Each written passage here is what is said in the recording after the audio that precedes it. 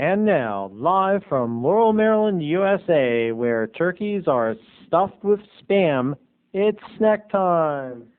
Actually, the truth is, here in Laurel, Maryland, don't tell anybody, but since in the last few years, turkeys are actually stuffed with Spam Light because we're getting a little more diuretic out here. We care about our bodies. We care about ourselves. We care about our families. Let's get on to the snack. You're probably saying to yourself, Terry, it's Thanksgiving. When is it time for you to stop giving to Snackboy and start being with your family? Well, Mom is pissed, people. But you know what? She's pissed that I'm not with the family today. It's 3:15, and I'm here in the studio. The producers are here. Carla's here. Tom's here. Steve's here. We're all here to bring you a snack. And we're not going to be stopped. Not for Thanksgiving. Not for Christmas. It is about us. It is about you. It is about our 5 minutes together. And whether it's a holiday or whether it's a work day, a rain day, a snow day, we are going to give you your snack. And let us get to that snack. I am sorry, Mom. I am sorry, Dad. My family, I love you all. But sometimes in life, you got to take a stand. Today's snack is when I was 6 years old, and down the street from me, there lived a very intelligent, manipulative, scary little girl named, I'm just going to tell you her first name, Mona. Mona was very bright. In fact, she went on to be the valedictorian of my high school. And what was scary about her was how well-mannered, how mature, how knowing her eyes were for her age. I was your typical 5 or 6 year old, a little on the dumb side. But Mona knew a little too much for her own good. I wouldn't have been surprised. If there's an X-Files episode, Mona would have been an alien. So one day, I see her mother, one thing you need to know about Mona and her mother is their dress code. In Mona's house, her mother and her dressed absolutely 100% grade A the same, people. Yes, her mother was in her 30s, and yes, Mona was 6, but somehow they found the time to dress 100% alike. They had 2 black pigtails on either side of their head. They had the little girl bangs cut right neatly and smartly over their arched eyebrows.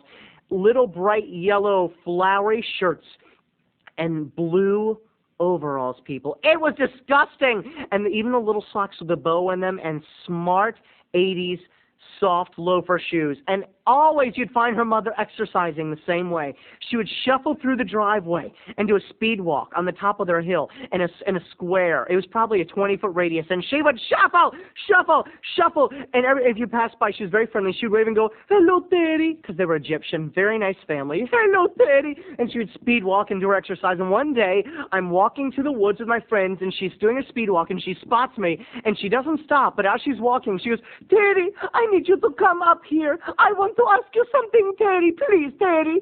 And I run up, and she's still speed walking, so I have to speed walk with her.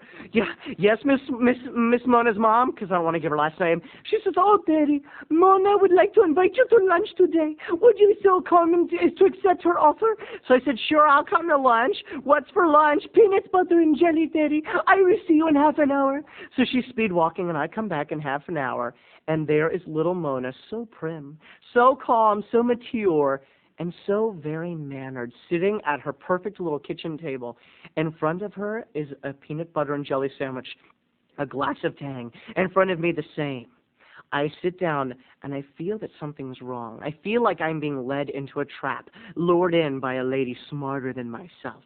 I sit down, and my 6-year-old, inexperienced eyes look across the table. She says, "Bite into your sandwich, Terry." I bit in. It was scrumptious. She said, "We got this peanut butter from Egypt. I hope you like it." Only 6, and she spoke so beautifully. "I hope you like it." I said, "It's pretty good, Mona." She said, "Eat up, Terry. Enjoy." I was getting creeped out. I knew her mother. I could see her mother through the rotating, swinging door to the dining room, eyeing me through that little hole in the door, seeing what was going on. Something was going to happen. Something horrible was going to happen to Snackboy. And finally, Mona had the courage. "Drink your Tang, Terry. Drink it up. It's good for you." I drank the Tang, and Mona looked at me and said, "Terry, I want you to know something." I said, "Yes, Mona." "I love you, Terry."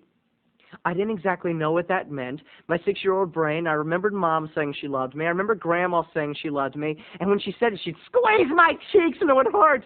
So I said the only thing a 6-year-old boy could say like that. I said, "I hate you, Mona." And she burst into tears. "Ah!" Her mother flung for the dining room and said, Daddy, what have you done to my Mona? She flung her arms around Mona and started hugging the crying Mona, and I knew I had to make my exit. I finished my last gulp of Tang and used its sugar to propel me down the driveway where her mother did the speed walking, down the hill, down the road, and I pounded on the door, and I remembered something. Mom and Dad weren't home. It was like a bad horror movie, but Aunt Jane was. And people, that was my salvation. Had Mom been home, I might have gotten in trouble. But no, Aunt Jane would let me get away with murder. She was that type of aunt.